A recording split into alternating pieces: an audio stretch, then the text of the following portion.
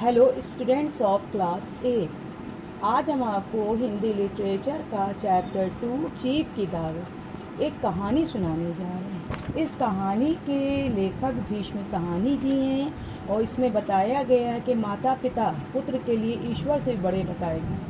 पुत्र चाहे जितने ऊंचे पद पर पहुंच जाए, जितने ऊंचे ओहदे पर पहुंच जाए, उसे अपने माता पिता को नहीं भुलाना चाहिए।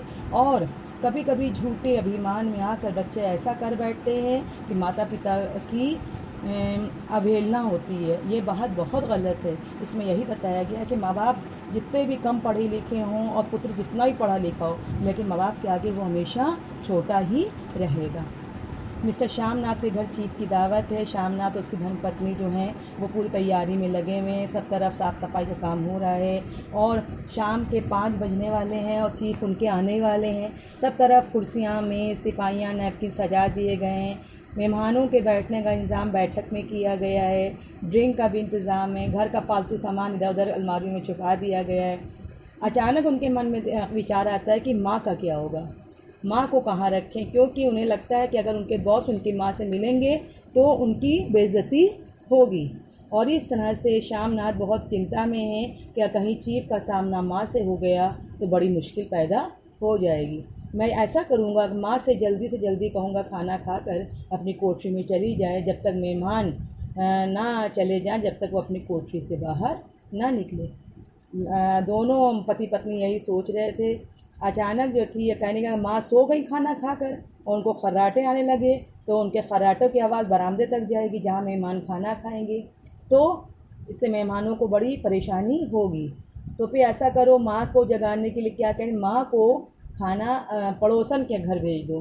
लेकिन पड़ोसी के पास जब माँ जाएगी तो उन्हें हमारी स्थिति से क्या हो जाएगी, सारी अवगत हो जाएगी कि माँ का हम सम्मान नहीं करते।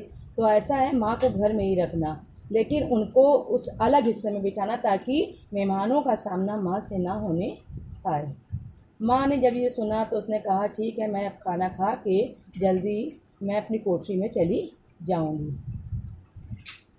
मुझे खाना नहीं खाना है बेटा, मैं खाना ही नहीं खाऊंगी। खाना खाऊंगी तो मुझे नींद आ जाएगी और घर में मेहमान आए तो मांस मछली भी बनेगा। मैं ये सब शाकाहारी खाना खाती हूँ, मैं ये खाना नहीं खाऊंगी। और इस तरह से मैं मेहमानों के जाने का इंतज़ार करूँगी। श्यामनाथ ने इंतज़ाम तो पूरा कर दिया था। वो यही सोच रहे थे ऐसा ना हो कि अफसर आएंगे बड़े बड़े, उनके साथ उनकी पत्नियां होंगी, ऐसा ना हो कि वो इधर उधर माँ को देख लें। एक कुर्सी उठाकर उन्होंने कोठरी के बाहर रख दी और माँ से कहा इस पर बैठ जाओ। माँ जो थी अपना पल्ला ठीक करती कुर्सी पर बैठ गई और फिर माँ जो थी टांगे चाह करनी, माँ ऐसे नहीं बैठते, टांगे उतार कर नीचे बैठो और खड़ा देखो, खड़ाऊँ पहन के सामने ना आना, माँ देखो ऐसे ना आना। वो माँ को जो है हर बात अच्छी तरह समझा देते हैं। माँ जो सफ़ेद सलवार कमीज़ पहन कर बाहर निकली, छोटा सा कद, सफ़ेद सलवार कमरों में लिपटा हुआ, छोटा सूखा शरीर, धुंधली आँखें और इस तरह सर से पल्लू डाले हुए उसे माँ जो है बहुत बुरी नज़र आ रही थी। उसने कहा माँ तुम कुछ चूड़ियाँ वूड़ियाँ तो पहन लो। मन का माँ चूड़ियाँ कहाँ से लाऊं बेटा, तुम तो जानते हो सारे जेवर मेरे तुम्हारी पढ़ाई में बिक गए, मैंने सब कुछ तुम्हारी पढ़ाई में अपना खर्च कर दिया, तब आज तुम इस ओहदे पर पहुँचे हो।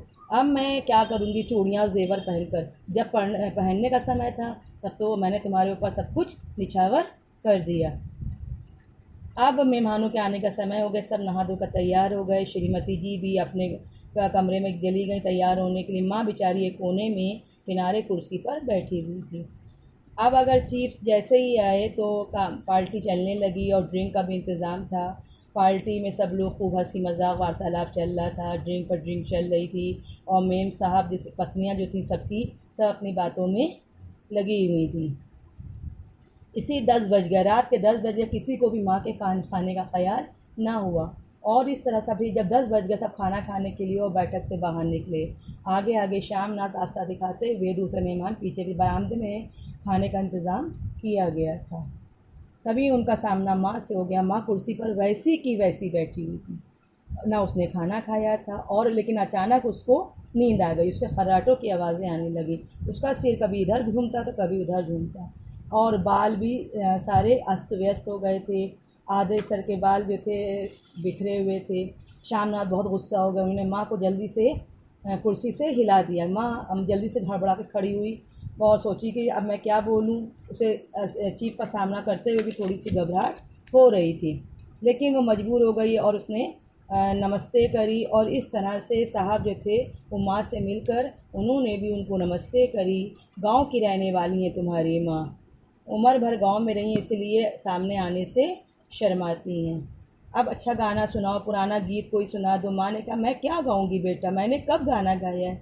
मेहमानों का आग्रह था तो माँ ने कहा लेकिन मैं तो गाना गा ही नहीं सकती, मैंने कभी गाना गाया ही नहीं। लेकिन चीफ साहब कह रहे थे, अब तो उनको बेटे को लगा माँ कुछ भी तुम्हें आता है तो कुछ सुना दो। उसने कहा ठीक है मैं एक लोकगीत गा देती हूँ, और उन्होंने अपनी भाषा में लोकगीत सुनाया। उसके बाद वो जाकर अपनी जगह पर बैठ गई। अब उनके साहब ने कहा गाँव की दस्तकारी तो आपको आती होगी, तो पंजाब की औरतें तो बहुत अच्छी फुलकारी बनाती हैं, गुड़ियाँ बनाती हैं। माँ ने कहा माँ ने एक फटी पुरानी फुलकारी लाकर उनको दिखाई, जिसके टागे डंगा डंगा से टूट गए थे, कपड़ा फटने लगा था। ये तो फटी हुई साहब, मैं आपको नई बनवा दूंगा, श्यामनाथ ने कहा। माँ बहुत अच्छी फुलकारी बनाती है। माँ को भी स्वीकारी देनी पड़ी। और इस प्रकार से जब मेहमान सब बैठ गए, सबकी आंखें, माँ कुर्सी से उठी, सबकी नज़र बजाती हुई कोठरी में चली गई। उसे बहुत ज़ोर से नींद आई थी और भूख भी लगी थी, उसकी आंखों से आंसू बहने लगे। अपनी हालत देख कर सोचने लगी आज मेरे बेटे के लिए मेरी कोई वैल्यू नहीं है। वातावरण में तनाव ढीला पड़ गया। मोहल्ले की श्यामनाथ के घर पे सब मेहमान जब चले गए तो माँ को दरवाज़ा खोल के देखा तो माँ जो थी वो हड़बड़ा कर उठ बैठी। क्या हो गया बेटा, हमसे कोई भूल हो गई क्या, तुम क्या कहने आए हो। उसने माँ को जो था आगे बढ़कर आलिंगन में अपने गले लगा लिया। माँ मैं तुमसे बहुत खुश हूँ, बताओ। और वो उनके गले में छुप गई और बोली मैं क्या कह रही हूँ बताओ। श्यामनाथ ने अचानक बंद हो गया और तनाव के बल पड़ने लगे और माँ हट गई। बेटा क्या हो गया, तुम इतना क्रोधित क्यों हो रहे हो। तब उसने कहा तुमसे कहा था कि देखो तुम सोना नहीं, लेकिन तुम सो गई। अब फुलकारी कौन बनाएगा, फुलकारी साहब ने मुझसे मांगी, मैं फुलकारी बना दूंगी बेटा, नहीं होगा तो तुम्हें बनाई ला दूंगी, लेकिन तुम अपने साहब को ज़रूर खुश कर देना। इस तरह से ये बताया गया कि एक बेटा अपने साहब को खुश करने के लिए अपनी माँ को कितना दुख पहुँचाता है। आजकल के बेटे पढ़ लिख कर अपने माँ बाप की इज़्ज़त करना नहीं जानते। इसमें इसी कहानी पर कटाक्ष किया।